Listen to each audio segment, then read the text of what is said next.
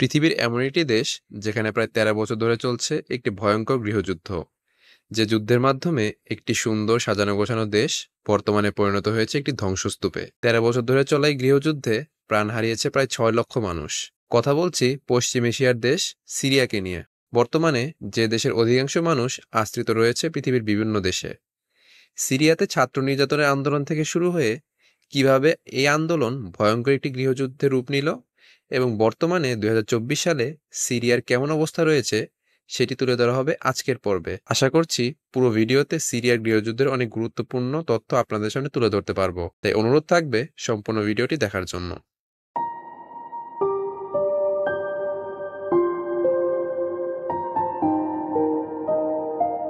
সিরিয়াতে স্বৈরাচারীতন্ত্র শুরু হয় সামরিক সদস্য হাফিজ আল আসাদের রাষ্ট্রীয় ক্ষমতা গ্রহণের মাধ্যমে, যিনি ১৯৩০ সালে ৬ অক্টোবর সিরিয়ার কারদাহা গ্রামে জন্মগ্রহণ করেন।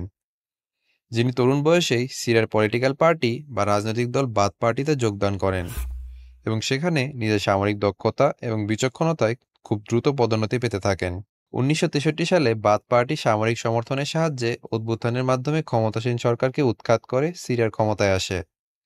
এরপর ১৯৬৬ সালে বাথ পার্টির একটি গ্রুপ আরও একটি অভ্যুত্থান সংগঠিত করে, যেখানে হাফিজ আল আসাদ স্বয়ংক্রিয়ভাবে যুক্ত ছিলেন এবং এই অভ্যুত্থানের ফলে হাফিজ আল আসাদ প্রতিরক্ষা মন্ত্রীর দায়িত্ব লাভ করেন। ১৯৭০ সালে কালেকটিভ মুভমেন্ট হাফিজ আল আসাদের সিরিয়ার ক্ষমতা গ্রহণ করার রাস্তাকে সহজ করে দেয়। এটি ছিল আসাদ দ্বারা সংগঠিত বাথ পার্টির মধ্যে আরও একটি অভ্যুত্থান। তিনি তার প্রতিরক্ষা মন্ত্রী হিসেবে যে ক্ষমতা পেয়েছিলেন সেটি ব্যবহারের মাধ্যমে সামরিক বাহিনীর সমর্থন অর্জন করতে সক্ষম হন এবং এর মাধ্যমে তৎকালীন নেতা সালাদাদিদ এবং অন্যান্য প্রতিদ্বন্দ্বীদের ক্ষমতাচ্যুত করে সরকার ও বাথ পার্টির উপর নিয়ন্ত্রণ নেন এবং ১৯৭১ সালে হাফিজ আল আসাদ সিরিয়ার রাষ্ট্রপতির দায়িত্ব গ্রহণ করেন।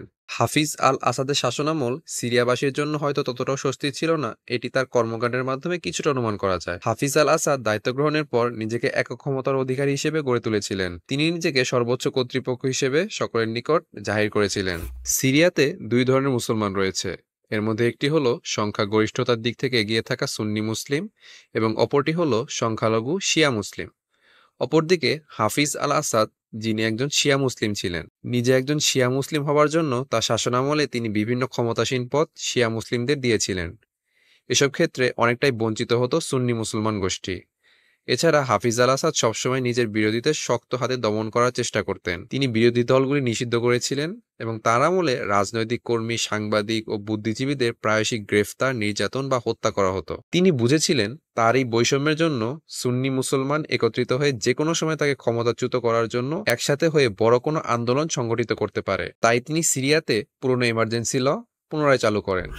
এর মাধ্যমে কেউ দেশে সরকার বিরোধী কোনো কথা বলতে পারত না, সরকারের বিরোধী কোনো মিটিং মিছিল করা যাবে না এবং দেশের সকল বুদ্ধিজীবীদের তিনি দেশের বাইরে যাওয়া ব্যান করে দেন।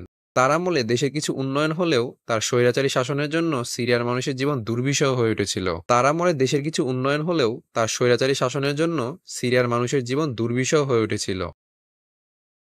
বিভিন্ন ক্ষমতাসীন পদে তার নিয়োগকৃত তার কাছের লোকদের দুর্নীতি দেশের অর্থনীতিকেও সংকটে ফেলেছিল। সে চেয়েছিল যে লোকজন তাকে শ্রদ্ধা করবে, সেটি মনের বিরুদ্ধে হলেও কোনো কিছু যায় আসে না। দেশের সর্বত্র তার ছবি এবং মিডিয়াতে তাকে জাতির ত্রাণকর্তা বা জাতির পিতা হিসেবেও তুলে ধরা হতো। হাফিজ আল আসাদের শাসনামলের অন্যতম কলঙ্কিত একটি অধ্যায় হলো ১৯৮২ সালের হামা গণহত্যা। ১৯৮২ সালের ফেব্রুয়ারিতে হাফিজ আল আসাদ ও তার ভাই রিফাত আল আসাদের নেতৃত্বে মুসলিম ব্রাদারহুডের ওপর সামরিক অভিযান পরিচালনা করে একটি হত্যা ও ধ্বংসযজ্ঞ পরিচালনা করা হয়। হামা শহরটি মুসলিম ব্রাদারহুডের একটি শক্ত ঘাঁটি ছিল এবং তারা সরকার বিরোধী আন্দোলনে সক্রিয় ছিল। এই অভিযানের মাধ্যমে একটি গণহত্যা সংঘটিত হয়েছিল এবং আনুমানিক ১০ থেকে ৪০ হাজার মানুষ এই গণহত্যায় মারা গিয়েছিল এবং হামা শহরের অনেক অংশই ধ্বংস হয়ে গিয়েছিল এই অভিযানের মাধ্যমে। ২০০০ সালে ৬৯ বছর বয়সে হাফিজ আল আসাদ মারা যাবার পর তার ছেলে বাশার আল আসাদ সিরিয়ার রাষ্ট্রভার গ্রহণ করে। সিরিয়ার মানুষজন কিছুটা স্বস্তির নিঃশ্বাস ফেলেছিল এই ভেবে যে বাশার হয়তো তার বাবার মতো ডিক্টেটরশিপ চালু রাখবে না, তার আমলে হয়তো সিরিয়ার মানুষের জীবন পরিবর্তন হবে। এরকম ভাবনার পেছনেও কিছু কারণ ছিল, কারণ বাশার আল আসাদ একজন উচ্চশিক্ষিত ব্যক্তি ছিলেন। তার অন্যতম একটি পরিচয় ছিল সে একজন চোখের ডাক্তার ছিলেন। এছাড়া বাশার বিভিন্ন দেশ থেকে বিভিন্ন রকমের অভিজ্ঞতা অর্জন করেছিলেন। কিন্তু কিন্তু কিন্তু কিছু বছর পর সিরিয়ার মানুষজন বুঝতে পারলেন যে বাশার আল আসাদ তার বাবার থেকে কোনো অংশে কম নয়, বরং তার আমলে দুর্নীতির মাত্রা আরও বেড়ে গিয়েছিল। এবং মানুষের জীবনযাত্রা কোনো পরিবর্তনই হয়নি। এমনকি বাশার আল আসাদের কয়েকটি ভুল সিরিয়ার ভয়াবহ গৃহযুদ্ধের সূচনা করেছিল। চলুন ভিডিওর সবচাইতে গুরুত্বপূর্ণ অংশে এবার প্রবেশ করা যাক। 2010 সালে আরব বিশ্বের বিভিন্ন দেশে স্বেচ্ছাচার, কর্তৃত্ববাদী রাষ্ট্র, দুর্নীতি, সাম্প্রদায়িকতা ইত্যাদি দূর এবং গণতন্ত্র, মানবাধিকার, অবাধ সুষ্ঠু নির্বাচনের এবং শাসন ব্যবস্থার পরিবর্তনের দাবিতে গণবিদ্রোহ এবং বিক্ষোভের শুরু হয়, যেটিকে আরব স্প্রিং বা আরব বসন্ত বলা হয়। এই আরব বসন্তের ফলে তিউনিসিয়ার প্রেসিডেন্ট জেন এল আবেদিন বেন আলীর পতন ঘটে এবং তিনি সৌদি পালিয়ে যান। এছাড়াও ক্ষমতাচ্যুত হন 30 বছর ধরে শাসন করা মিশরের প্রেসিডেন্ট মুবারক, এবং এই সকল কিছু সিরিয়ার সরকারের মনে ক্ষমতা হারানোর ভয় সৃষ্টি করে। ঘটনাটি 2011 সালের। সিরিয়ার দক্ষিণ পশ্চিমের একটি শহর দারাতে মুয়াইয়া সিয়াসনে নামের একটি কিশোর তার পরিবারের সাথে বসবাস করত। মাত্র 15 বছর বয়সের কিশোর সিয়াসনের একটি শখ ছিল রেডিও শোনা। তো এরকমই একদিন রেডিও শোনার সময় কিশোর সিয়াসনে আরব স্প্রিং সম্পর্কে জানতে পারে।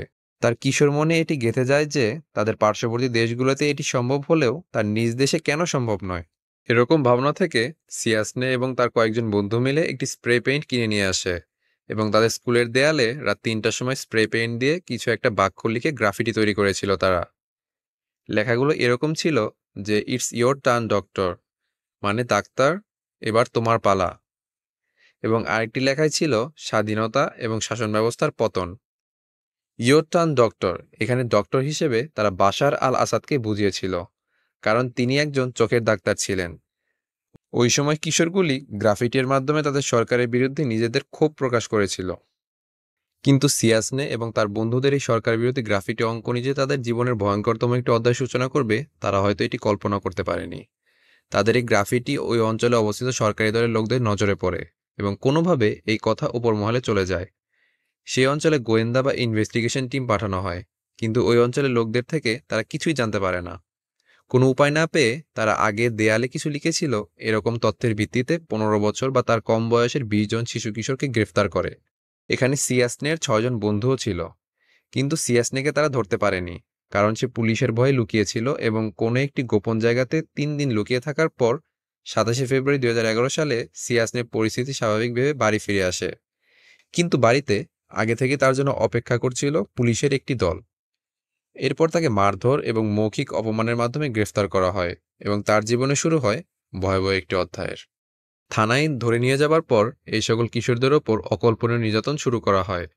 তাদের উলঙ্গ করে ঝুলিয়ে বেধড়ক মারধর করা হয়, তাদের ইলেকট্রিক শক দেওয়া হয়েছিল, হাত পা ভেঙে ফেলা হয়েছিল এবং তাদের হাতের নখ পর্যন্ত উপড়ে ফেলা হয়েছিল। এইসব অল্প বয়সের কিশোরদের ওপর এরকম অসহনীয় নির্যাতন তাদের পরিবার সহ্য করতে পারেনি। তারা বারবার থানায় ছুটে গিয়েছিল এবং তাদের করণীয় সকল কাজই তারা করে ফেলেছিল সেই সময়। তাদের সন্তানদের মুক্ত করার জন্য তারা কোনো রকম চেষ্টাই বাকি রাখেনি। কিন্তু সিরিয়ান পুলিশ তাদের তো ছাড়েই না, বরং অভিভাবকদের সাথেও বাজে ব্যবহার এবং বাজে মন্তব্য করে। প্রতিবার পুলিশের থেকে এরকম ব্যবহার পেয়ে অভিভাবকরা একসময় ক্ষুব্ধ হয় এবং আন্দোলন শুরু করে। এতে সাধারণ আরও অনেক মানুষও যুক্ত হয় যারা সরকারের ওপর বিরক্ত ছিল। পুলিশ সেই সকল আন্দোলনকারীদের ওপর চড়াও হয় এবং তাদের মধ্য থেকে অনেককে জেলে ঢোকানো হয়। ধীরে ধীরে এই আন্দোলন দেশব্যাপী ছড়িয়ে পড়ে। এমনিতেই সরকারের ওপরে মানুষের ক্ষোভ, সাথে এই আন্দোলন আগুনে ঘি ঢালার মতো হয়ে যায়। বাশার আল আসাদ এই সকল কিছু দেখে আর কোনো ঝুঁকি নিতে চাননি। তার নির্দেশে দাঁড়াতে একটি টিম পাঠানো হয় আন্দোলনকারীদের সাথে কথা বলার জন্য, এবং আনুমানিক 40 দিন পর কিশোরদের ছেড়ে দেওয়া হয়। কিন্তু ঘটনা অন্যদিকে মোড় নিয়ে নেয়।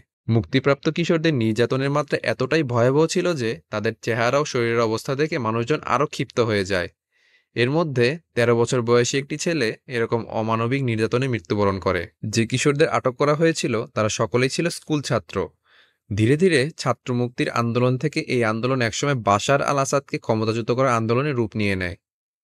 ক্রমশ এই আন্দোলন জোরালো হতে থাকে এবং যখনই আন্দোলনের মাত্রা অনেক বেশি বেড়ে যায় এবং কন্ট্রোলের বাইরে চলে যায়, তখনই পুলিশ এই আন্দোলনকারীদের ওপর গুলি ছুড়তে থাকে। এই গুলিতে 2 জনের প্রাণনাশের ঘটনাও ঘটে। প্রতিনিয়তই দেশের সর্বত্র এই আন্দোলন ছড়িয়ে পড়েছিল। এই সকল মানুষদের নিকট কোনো আগ্নেয়াস্ত্র ছিল না।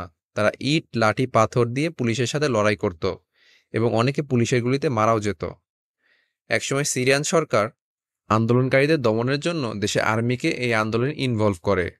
রাস্তায় মিলিটারি ট্যাঙ্ক, হেলিকপ্টারও ছাড়া হয়। আর্মিদের মধ্যে একদল এই সকল মানুষদের মানে আন্দোলনকারীদের শুট করতে মানা করেছিল, ফলে সেই সকল আর্মিদেরও একসময় হত্যা করা হয়।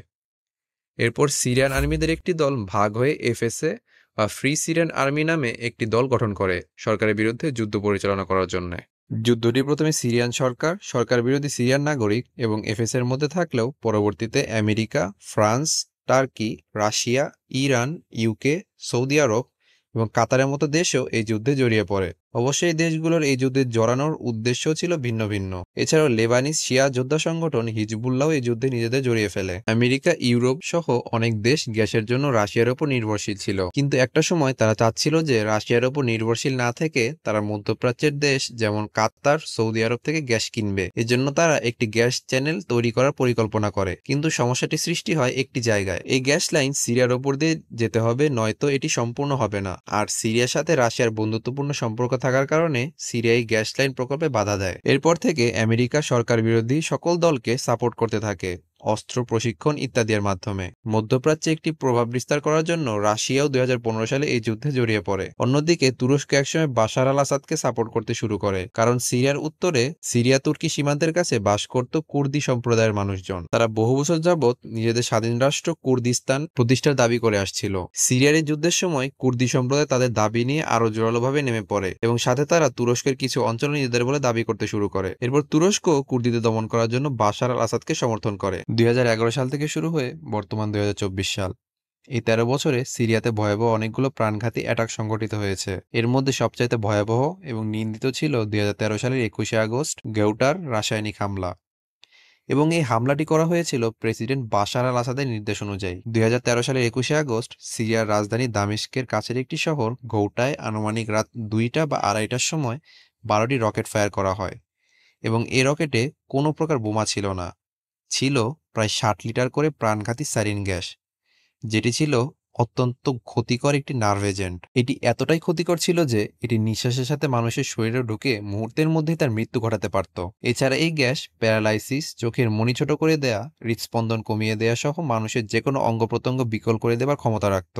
এই অ্যাটাকে প্রায় 1400 মানুষ মারা যায়, এর মধ্যে ছিল অনেক ছোট ছোট শিশু। এছাড়া আমেরিকার এয়ার স্ট্রাইকস, যেটি শুরু হয়েছিল 2014 সালে আইএসআইএস এর ওপর নিক্ষেপের মাধ্যমে। এরপর 2017, 18, 21, 22 এবং 23 সালেও আমেরিকা আরও কয়েকটি এয়ার স্ট্রাইকস করে সিরিয়ার ওপরে এবং সিরিয়াকে প্রায় ধ্বংসস্তূপে পরিণত করে দেয়। এছাড়া 2012 থেকে 2016 সালের আলেপ্পো যুদ্ধ, 2015 সালে রাশিয়ার সামরিক হস্তক্ষেপ, খান শাইখুন কেমিক্যাল হামলা ইত্যাদি আরও অস্থিরতার মাধ্যমে সিরিয়া বর্তমানে একটি ধ্বংসস্তূপ প্রায়। 13 বছরের যুদ্ধের পরও সিরিয়া সম্পূর্ণভাবে বাশার আল আসাদের শাসন ব্যবস্থা থেকে মুক্ত হতে পারেনি। দেশের প্রায় 70% এলাকা এখনও বাশার আল আসাদের নিয়ন্ত্রণে রয়েছে। এই 13 বছরের যুদ্ধে প্রায় 6 লক্ষ মানুষ মারা গিয়েছে, প্রায় 62 লক্ষ মানুষ বাস্তুচ্যুত হয়েছে এবং 56 লক্ষ মানুষ রিফিউজি হিসেবে লেবানন, জর্ডান এবং তুরস্কে বসবাস করছে। সিরিয়ার মানুষজন যে উদ্দেশ্যে তাদের আন্দোলন শুরু করেছিল, পরিপূর্ণভাবে সেই উদ্দেশ্য তারা সম্পূর্ণ করতে পারেনি। সাজানো গোছানো একটি দেশ, এক একটি শহর মৃত্যুপুরী এবং ধ্বংসস্তূপে পরিণত হয়েছে। এই যুদ্ধে প্রাণ হারিয়েছে অনেক মানুষ, বহু মানুষ হারিয়েছে তাদের ঘরবাড়ি। বিভিন্ন দেশ নিজেদের স্বার্থ হাসিলের জন্য যে যেভাবে পেরেছে সিরিয়াকে ছিঁড়ে খেয়েছে। বর্তমানে এই যুদ্ধে শান্তিপূর্ণ সমাধানের জন্য বিভিন্ন আন্তর্জাতিক সংস্থা প্রচেষ্টা চালাচ্ছে। বর্তমানে সিরিয়াতে তাদের মুদ্রাস্ফীতি এবং মুদ্রার মান কমে যাওয়ার জন্য অর্থনৈতিক দুরবস্থা চলছে। আশা করি এই রক্তক্ষয়ী যুদ্ধের একটি শান্তিপূর্ণ কোনো সমাধান বের হয়ে আসবে এবং সিরিয়ার মানুষজন দেখতে পারবে নতুন একটি ভোরের আলো।